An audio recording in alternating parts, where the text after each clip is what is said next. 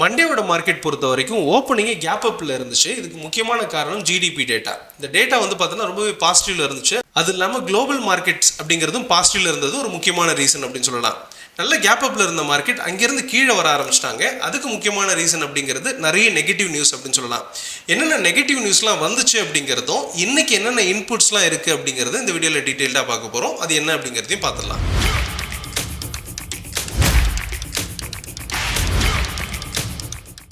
First yesterday வந்து datas என்னன்றதை பார்த்துடலாம். ஃபர்ஸ்ட் என்ன வந்துச்சுன்னா வந்து பார்த்தீங்கன்னா மேனுஃபேக்சரிங் PMI டேட்டா. இது 10:30க்குலாம் வந்துட்டாங்க. 59.2% இருந்தது. இப்போ வந்து பார்த்தீங்கன்னா 56.6 குறைஞ்சிருக்கு. இதுவே நெகட்டிவ் நியூஸாக மாறி மார்க்கெட் வந்து பெருசாக கீழே விடுறதுக்கு ஒரு முக்கியமான காரணமாக இருந்துச்சு. அண்ட் 4 o'clockலாமே வந்து பார்த்தீங்கன்னா இண்டஸ்ட்ரியல் ப்ரொடக்ஷன் அப்படிங்கிறது வந்துருந்துச்சு. இது 3லேருந்து 2.7% குறைஞ்சிருக்கு. இது ஒரு நெகட்டிவ் அப்படின்னு சொல்லலாம். அதே மாதிரி இண்டஸ்ட்ரியல் ப்ரொடக்ஷன் அதாவது இயர் ஆன் இயர் அக்டோபர் வந்து பார்த்தீங்கன்னா உங்களுக்கு 4.6லேருந்து டிராஸ்டிக்காக குறைஞ்சிருக்கு 0.4. இது வந்து பார்த்தீங்கன்னா இன்னியோட மார்க்கெட்டில் பெருசாக ரிஃப்ளெக்ட் ஆகிறதுக்கான வாய்ப்பு இருக்குது. ஏன்னா வந்து பார்த்தீங்கன்னா உங்களுக்கு இது ஆஃப்டர் மார்க்கெட் தான் டேட்டாவை கொடுத்துருக்காங்க. அதே மாதிரியே வந்து பார்த்தீங்கன்னா மேனுஃபேக்சரிங் அவுட்புட்டும் ரெடியூஸ் ஆயிருக்கு. லாஸ்ட்டாக வந்திருக்கிறது வந்து பார்த்தீங்கன்னா 5.6% இருந்தது.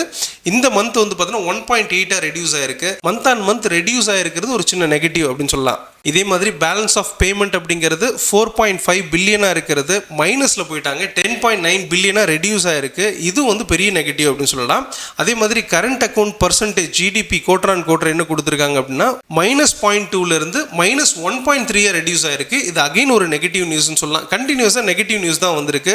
கரண்ட் அக்கௌண்ட் எப்படி இருக்குன்னா 2.4 பில்லியன் மைனஸில் இருக்காங்க. இது 12.3 பில்லியனாக ரெடியூஸ் ஆயிருக்கு. அது மைனஸில். அதே மாதிரியே வந்து பார்த்தீங்கன்னா ட்ரேட் பேலன்ஸ் 68.5 பில்லியனாக இருந்தது. -87 பில்லியனாக ரெடியூஸ் ஆயிருக்கு.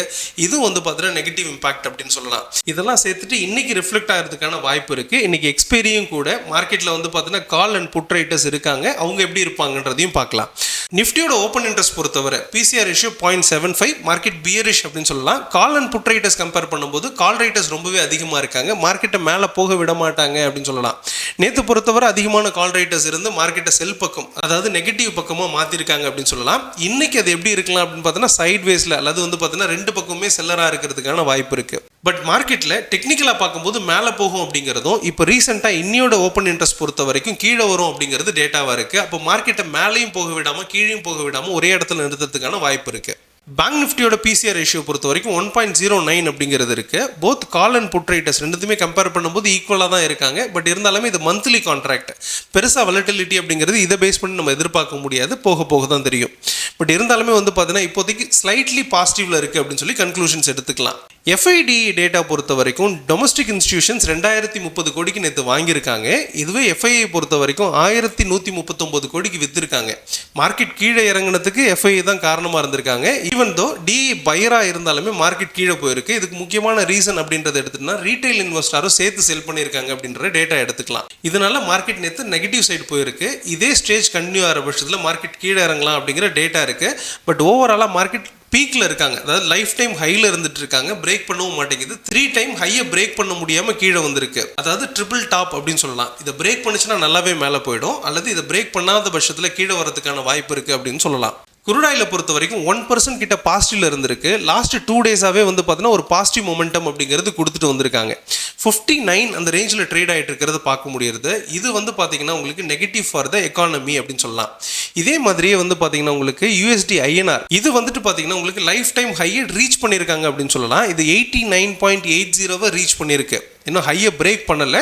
ஆல்மோஸ்ட் அந்த இடத்த வந்து ரீச் பண்ணியிருக்கு. இது வந்து நெகட்டிவ் நியூஸ் அப்படின்னு சொல்லலாம். அண்ட் ஆல்மோஸ்ட் வந்து பார்த்தீங்கன்னா உங்களுக்கு 0.2% கிட்ட பாசிட்டிவ்ல ட்ரேட் ஆகிட்டு இருக்கிறத பார்க்க முடியுது. இந்தியா விக்ஸை பொறுத்த வரைக்கும் 11.62 இருந்துட்டு இருக்கு. எஸ்டர்டேவை பொறுத்த வரைக்கும் ஸ்லைட்டாக பாசிட்டிவ்க்கு மூவ் ஆயிருக்காங்க. கொஞ்சம் வாலட்டிலிட்டி இன்க்ரீஸ் ஆயிருக்கு அப்படின்னு சொல்லலாம். இதெல்லாம் பெரிய வாலட்டிலிட்டியாக வராது. ஏன்னா பிலோ 15% வரும்போது உங்களுக்கு வந்து பெரிய லெவலில் மொமெண்டம் அப்படிங்கிறது கிடைக்காதுன்னு சொல்லலாம். அண்ட் ஃபைனலாக வேர்ல்டு மார்க்கெட் பொறுத்து பார்க்கும்போது கீழே இருந்து மேலே போகிறதுக்கான வாய்ப்பு இருக்குது அப்படிங்கிறத எடுத்துக்க முடியும். அப்போ இன்றைக்கி ஒரு பை ஆப்பர்ச்சுனிட்டி கிடைக்கும் அப்படின்றது தான் இப்போ இருக்கக்கூடிய வியூவாக இருக்குது. எனிவே இதுதான் வந்து பார்த்தீங்கன்னா இன்னையோட மார்க்கெட்டுக்கான சில இம்பார்ட்டன்ட் நியூஸஸ். இருந்தாலுமே டெக்னிக்கல் வியூ இல்லாமல் மார்க்கெட் மூவ் ஆகாது. நம்மளோட யூடியூப் சேனலில் நம்ம ட்ரேட் எம்பரர் மெத்தடில் டெக்னிக்கல் வியூ ஆல்ரெடி போஸ்ட் பண்ணிட்டோம். அதுக்கான லிங்கை டிஸ்கிரிப்ஷனில் கொடுக்குறேன். தேவைப்படுறவங்க கிளிக் பண்ணி பார்த்துக்கோங்க.